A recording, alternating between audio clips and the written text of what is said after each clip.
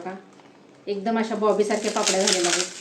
नमस्कार, तुम्हा सर्वांचं पुन्हा एकदा चव्हाण किचनमध्ये स्वागत आहे. तर आता आपण आज दुसरा पदार्थ बनवला आहे, ते म्हणजे साबुदाण्याच्या पापड्या. तर तुम्हाला जर माझ्या पद्धतीने बघायचे असेल तर नक्की ही रेसिपी शेवटपर्यंत बघा. आणि चला तर माझ्या रेसिपीला सुरुवात करूया. तर हे बघा, मी 5 किलो शाबूस तांदूळ घेतलेले आहेत.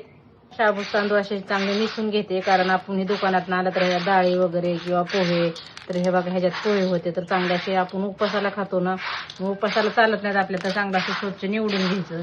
निवडल्याच्या नंतर हे बघा असे पोहे वगैरे निघतात, तर मग चांगलं स्वच्छ असं निवडून घ्यायचं. त्याच्यानंतरच आपण भिजत टाकायचं. हे बघा असं निघतं, किंवा डाळी असतात किंवा पोहे किंवा दुसरं काही असते दुकानात मिक्स झालेलं, तर असं चांगलं स्वच्छ निवडून घ्यायचं.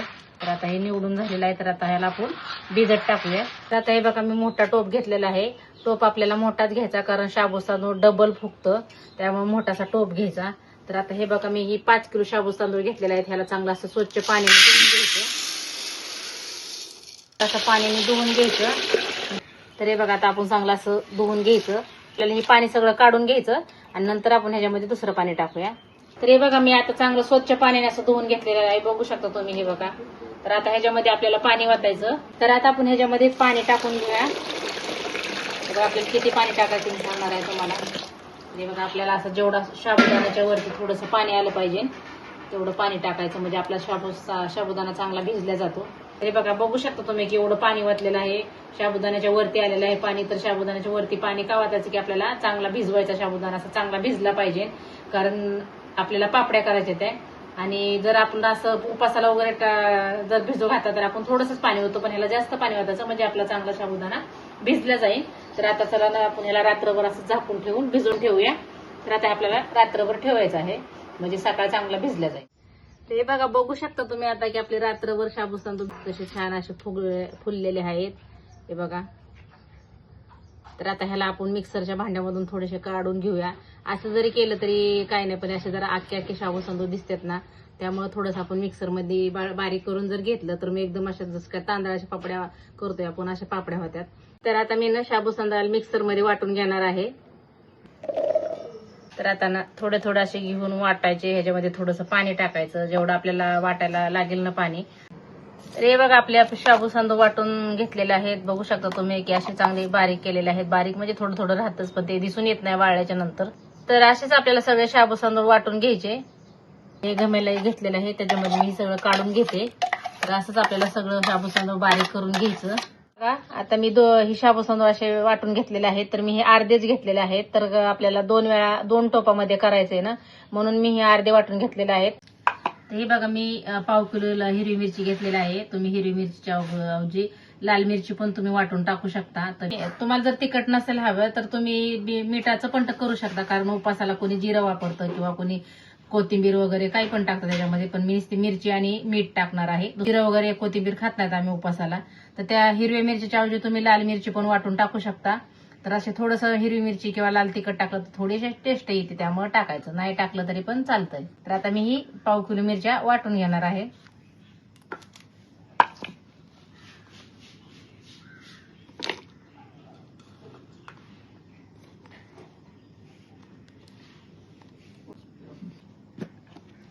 हे बघा, आता असं मी आबडधोबड वाटून घेतलेलं आहे. जाडसरच घ्यायचं आणि किंवा बारीक घेतलं तरी काय हरकत नाही, कसंही तुमच्या आवडीनुसार वाटून घेऊ शकता. हे बघा, आता मी इथं मोठं एक असं पातेलं घेतलेलं आहे. तर आता ह्याच्यामध्ये 5 किलो शाबूस तांदूळ आहे, तर 5 किलो ह्याच्यामध्ये बसणार नाही, तर मी हे 2 पातेल्यामध्ये करणार आहे. पण आता ह्याच्यात अर्ध जेवढं बसतंय तेवढं ह्याच्यामध्ये करून येणार आहे. तर आता ह्याच्यामध्ये मी पाणी वाटते. एवढं शाबूस तांदूळ नाही, त्याच्यात दुप्पट पाणी वाटायचं, कारण वाटताना पण आपण पाणी टाकलेलं आहे, म्हणून त्याच्यात दुप्पट पाणी वाटायचं.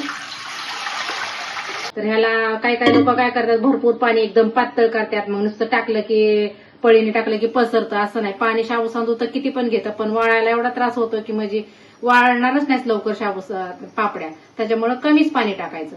कमी म्हणजे आपल्याला जरा घालायला यावं असं पाणी टाकायचं बऱ्यापैकी, एकदम पातळ करायचं नाही.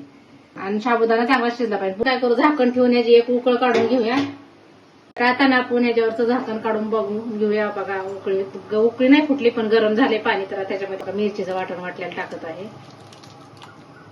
तर आता ह्याच्यात मी चवीनुसार मीठ, कारण शाबूस तांदळाच्या पापड्याला जास्त मीठ लागत नाही वाळल्याच्या नंतर. मग जरा वाळलं तर मग पुन्हा खरट होत्या, त्याच्यापेक्षा कमीच टाकायचं मीठ. चला तर मग आता उकळी आली असेल तर आपण ह्याच्यावरचं ताट काढून घेऊया आता. हे बघा छान अशी उकळी आलेली बघू शकता तुम्ही. त्यात आता त्याच्यामध्ये आपण शाबू तांदूळ टाकून घेऊया. हे बघा तर मी ह्याच्यात पण मी पाणी टाकून घेतलेलं आहे म्हणून पाणी कमीच ठेवलेलं आहे. तर चला आता ह्याच्यात मी ओतून घेत आहे. तर असं हळूच ओतायचं ना तर अंगाबिंगावर उडून आपलं. असं जर केलं तर मग गाठी वगैरे होत नाही. शाबू तांदूळ वाटताना पाणी जास्त टाकून मिक्स करून घेतलेलं आहे कारण मग बघा अशा गाठी होत नाहीत. एकदम असं सुटसुटीत होतं. गाठी फोडायला वेळ लागत नाहीत किंवा मग गाठी होत्यात मग पापड्यांमध्ये येतात मग ते जाडसर होती पापडी. त्याच्यामुळं मी असं जास्त पाणी ओतून आता मिक्स करून घेतलेलं आहे. तर त्याच्यामुळं आदन ठेवताना थोडंसं पाणी कमीच ठेवायचं. तर पाण्याचं प्रमाण पण तुम्हाला सांगितलेलं आहे की याला दुप्पट पाणी लागतं कारण ह्याच्यात पाणी घातल्यामुळे दुप्पट लागतं. दुप्पट तिप्पट पाणी लागतं याला. तर हे बघा बघू शकता की आपली एकही गाठ झालेली नाही. तर आता शिजल्याच्या नंतर थोडंसं आळून बघितलं ना तुम्ही आता ह्याच्यात पाणी किती वाटतंय. तर पाणी काही नाही शाबू तांदळाला तुम्ही जेवढं पाणी टाकता तेवढं कमी तेवढं ते ऑब्झर्व करून घेतं पाणी. मग त्याच्यात पण आपल्याला वाळायला पापड्या उशीर लागतो. मग एका दिवसाभरात वाळत नाहीत मग गिजगीज होतात मग असे म्हणजे जरा वलसार राहतात. उकळी फुटल्याच्या नंतर आपल्याला हे 5 ते 10 मिनिटं शिजवून घ्यायचं. हे बघा सगळं शाबू तांदूळ शिजलं पाहिजे. 5 ते 10 मिनिटं लागतात. तर आता ह्याच्यावरती आपण 5 मिनिटं एक असं झाकण ठेवून चांगली वाफ काढून घेऊया. ह्याच्यावरचं झाकण 5 मिनिटं झालेलं आहे तर आता आपण ह्याच्यावर झाकण काढून घेऊया. तर तुम्हाला कसं ओळखायचं की आपला चीक शिजलेला आहे तर बघू शकता तुम्ही की आता बघा कसा दिसतोय आपला पांढरा दिसतोय का नाही दिसत. पातळ झाल्याच्या नंतर आपल्याला काय करायचं की शिजवून थोडासा घट्ट करू शकतो आपण. पण जास्त घट्ट करण्यापेक्षा त्यापेक्षा अगोदरच पाणी कमी ओतायचं. आणि जर आपल्याला असं वाटलं ह्या टेस्टला की आपल्याला पाणी कमी आहे तर आपण ह्याच्यात थोडंसं उकळी पाण्याला येऊन द्यायची. 1-2 तांबे किंवा तांबे तुम्हाला जेवढं हवं असेल तेवढं पाणी उकळी आणायची. एका तांब्यावर पाण्याला उकळी आणायची आणि ती ह्याच्यामध्ये टाकून घ्यायचं. एकदम असं परफेक्ट होतं. तर मी ह्याच्यामध्ये पाणी टाकलं नाही जे ठेवलेलं पाणी ना ती माझं एकदम परफेक्ट पाणी झालेलं आहे. हे बघा बघू शकता. तर असा छान असा चिक शिरलेला आहे. अजिबात एक पण गिंटोळ्या वगैरे झालेल्या नाही त्याच्यात गाठी वगैरे झालेल्या नाहीत. तर हे बघा तर आता आपला चिक शिजलेला आहे. तर आता आपण गॅस बंद करून चला तर आता पापड्या घालायला घेऊया. हे बघा पुण्याला आता एक कागद घेऊन त्याच्यावर पापड्या टाकून घेऊया. तर आता तुम्हाला जसे हवे असे करून छोटे मोठे करू शकता. हे बघा पळीने असे छान घालायला येतात. हे बघा अशाच घालायच्या जाडसर किंवा परत मग पातळ वाळल्याच्या नंतर पातळ होते ना त्यामुळे अशा घालायच्या. तर हे बघा आता आपल्या पापड्याला 2-3 दिवस वाळवून घेतलेल्या आहेत. अशा कडक चांगल्या झालेल्या आहेत. बघू शकता तुम्ही की अशा कडक चांगल्या वाळवून घ्यायच्या कारण ह्याला जास्त पाणी असते ना त्यामुळे हे कडक जर ऊन असलं तर 3 दिवसामध्ये वाळतात. आणि अशा चांगल्या कडक वाळून घ्यायच्या म्हणजे असं चांगल्या साजळत नाहीत किंवा अशा नरम पडत नाहीत. तर अशा चांगल्या कडक वाळून घ्यायच्या. कडक जर ऊन असलं तर 2-3 दिवसात चांगल्या सुकून जातात एकदम कडकडीत. तर आपल्याला तशाच सुकून घ्यायच्या. जर ऊन नसलं तर मग ह्याला 4 दिवस पण लागतात सुकायला.